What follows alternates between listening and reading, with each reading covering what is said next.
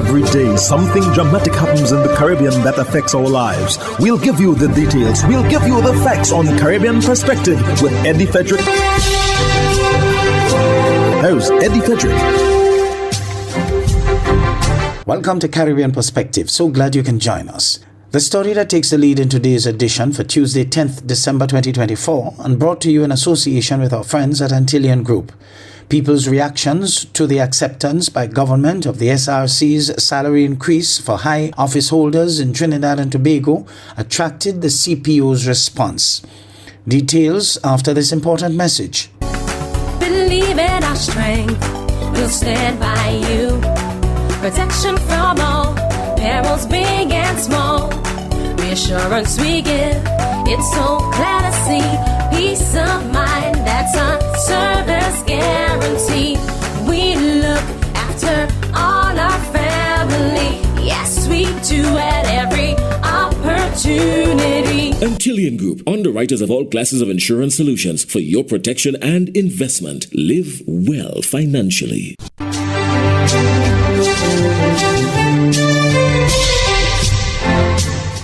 Welcome back. Given the current public discourse over the recent recommendations of the Salaries Review Commission for the country's high office holders and the government's acceptance of same, there is response from the Chief Personnel Officer, the state official who negotiates salaries on behalf of the government. Charla Kisto of TV6 News has more. There continues to be controversy in some quarters of the Cabinet's decision to accept the recommendations of the Salaries Review Commission for hefty salary increase for members of Parliament and other high office holders. The 120th SRC report proposed salary increases for the Prime Minister, Opposition Leader, MPs, members of the Judiciary, and the Police Commissioner, among others. And while the United National Congress, union leaders and others rejected a proposal that would see the Prime Minister's salary increase from $59,680 to $87,847 per month, and other MPs, including the opposition, get an increased salary too, the government accepted the offer. This in the face of the Chief Personnel Officer offering a wage increase of 4% to public sector workers. Well, Dr. Darrell Dindial broke his silence today and explained what would have happened if the government did not accept the SRC's recommendations. The 113th report was laid at the same time as the 120th report. And the 113th report, Malon, froze SRC holders' compensation for the years 2014, 2015, 2016, 2017, 2018, 2019, and 2020. So in essence, SRC holders' compensation would have been frozen for 9 out of the last 12 years. More so, if a decision was made not to accept the recommendations of the 120th report, it would have meant that SRC holders, and to use a term that the Prime Minister used when he briefed the nation recently, yes, the management structure of Trinidad and Tobago would have been frozen for 15 years out of the last 18. And there are implications for that. The CPO said a job evaluation committee was also formed. We also had a job evaluation committee, which encompassed individuals in positions like permanent secretary, assistant solicitor general, an elected official, in the case of a mayor at that time, a chairman of a commission, persons from the legal fraternity, staff and experienced professionals in the CPO's office. And that job evaluation committee, Malon, was subject to rigorous training from the consultant. They had to understand the methodology that the consultant was going to be using. He added, the SRC is an independent body, and it is important to note that the SRC only takes instructions from the president. When the president issues an instruction to the SRC, and after the SRC has completed whatever exercise that is asked of them, they only report back to the president. The president then, in the case of the 120th report, that is in the domain now, the public domain, the president will provide a copy to the Honorable Prime Minister. He will take that to the cabinet and soon after late in the both houses. That's the procedure. Charla Kisto, TV6 News. Residents in sections of St. Andrew in Jamaica can now expect a heavy police presence in their communities as the government steps up efforts to combat rising gang violence. The move comes as police intensify security operations and social intervention programs in a bid to restore safety to the affected areas.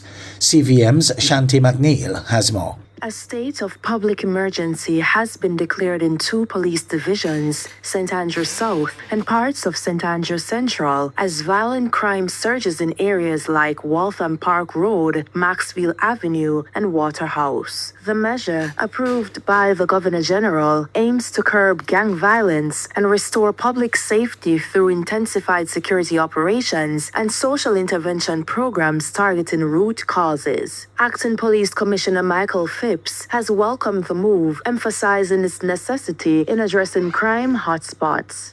We welcome the state of public emergency at this time because when you look at the divisions of St. Andrew South and St. Andrew Central, we're having some challenges where criminal gangs have been creating mayhem across these 2 divisions. We have seen where our efforts have not sort of borne the fruits that we were hoping for. That is something that we're not prepared to really live with. And we believe that there is a need for very strong and resolute measures. He detailed the affected areas. The entire St. Andrew South, if you can look, the Olympic Gardens area, the sections of Maxfield Avenue down in Whitfield Town, Payne Avenue, right across to 2 miles, those areas, Waterhouse, have been giving some problems for quite a while now.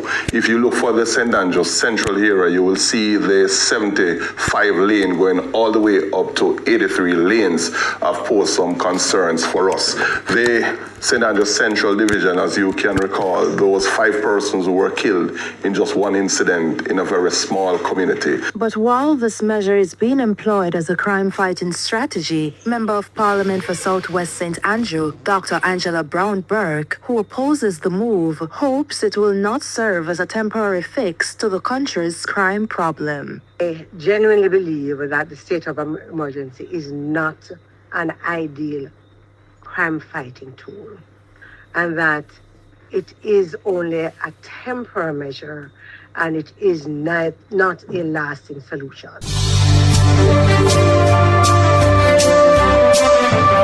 You're listening to Caribbean Perspective with Eddie Frederick, In association with our friends at Antillean Group, underwriters of all classes of insurance solutions for your protection and investment. Live well financially. a draft report on the recent Guyana Defense Force helicopter crash has been finalized. However, the Defense Board and not the Armed Forces Commander-in-Chief will determine if and when the report is released. More from Travis Chase of HGP Nightly News. Days after National Security Advisor Jerry Gavaya indicated that the release of the report on the December 6, 2023 helicopter crash that claimed the lives of 5 servicemen rests with President Irfan Ali, General Secretary of the People's Progressive Party, Civic Bar Jagdeo, however, has said that the indication by his National Security Advisor is wrong. And I spoke with President Ali. He said to me the matter has not even gone to the Defense Board as yet, and he has not indicated to anyone that he is the person to release or to give the final decision on the release of this report. According to Mr. Jagdeo, if a decision is taken to make the report public, it will be the minister responsible for the aviation sector, Juan Edgil, who will have to release such a report. This report was done by the Civil Aviation Authority. It has a military company. It's done in relation to a military accident. However, the Civil Aviation Authority falls under a civilian minister. Nightly News understands that a draft final report on the investigation into the crash of the Guyana Defense Force's Bell 412 helicopter has been completed. We were told that the Guyana Defense Force, the National Transportation Safety Board, and the Guyana Civil Aviation Authority are reviewing that draft report. Suspect that once the Defense Board discusses the matter, then the report will be released by the civilian minister who is responsible for Civil Aviation Authority. So it tends to be a bit misleading. The accident, which occurred on December 6, 2023, claimed the lives of Lieutenant Colonel Michael Charles, Colonel Michael Shahood, retired Brigadier Gary Beaton, Lieutenant Colonel Sean Welcome, and Warrant Officer Class 2 Jason Khan. Lieutenant Andy Crawford and Corporal Dwayne Jackson survived the crash.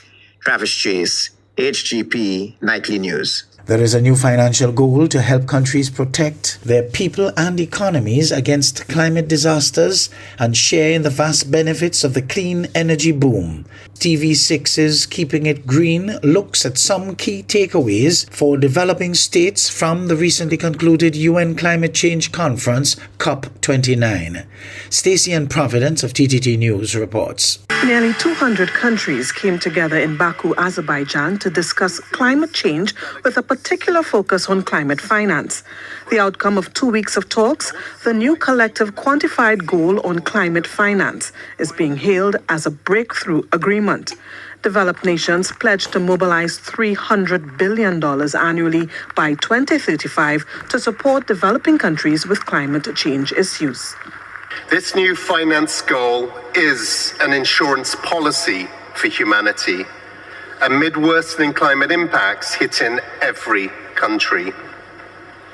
But like any insurance policy, it only works if premiums are paid in full and on time. Promises must be kept to protect billions of lives. This deal will keep the clean energy boom growing, helping all countries to share in its huge benefits. For small island states like Trinidad and Tobago, the financial resources, if properly implemented, can prove pivotal in combating rising sea levels, strengthening coastal defenses. It may offer also a safety net to transition to renewable energy. COP29 also reached agreement on carbon markets, which will offer new opportunities for Caribbean nations to participate in global carbon trading. What this means is that countries like Trinidad and Tobago with a significant oil and gas production footprint could leverage carbon credit mechanisms to fund green initiatives. For the wider Caribbean, COP29's emphasis on climate adaptation was a welcome focus, seeing that hurricanes are becoming more frequent and severe and coastal erosion threatening livelihoods. Countries regionally have been calling for more support for adaptation measures. Nature-based solutions, resilient infrastructure, and disaster preparedness are no longer optional, they are essential. The UN Climate Change Executive Secretary, however, acknowledged that the agreement reached in Baku did not meet all parties' expectations. No country got everything they wanted, and we leave Baku with a mountain of work to do. The many other issues we need to progress may not be headlines, but they are lifelines for billions of people. So this is no time for victory laps. We need to set our sights and redouble our efforts on the road to Beleng. In 2025, stronger national climate plans, nationally determined contributions or NDCs, become due from all countries. These new climate plans must cover all greenhouse gases and all sectors to keep the 1.5 degrees Celsius warming limit within reach. I am Stacey Ann Providence, keeping it green for TDT News.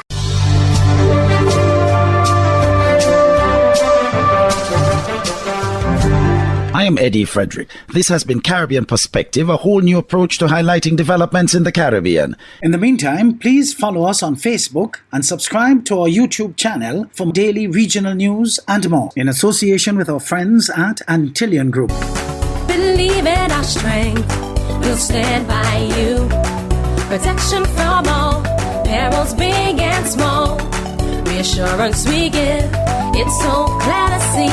Peace of mind, that's our service guarantee. We look after all our family. Yes, we do at every opportunity. Antillian Group, underwriters of all classes of insurance solutions for your protection and investment. Live well financially.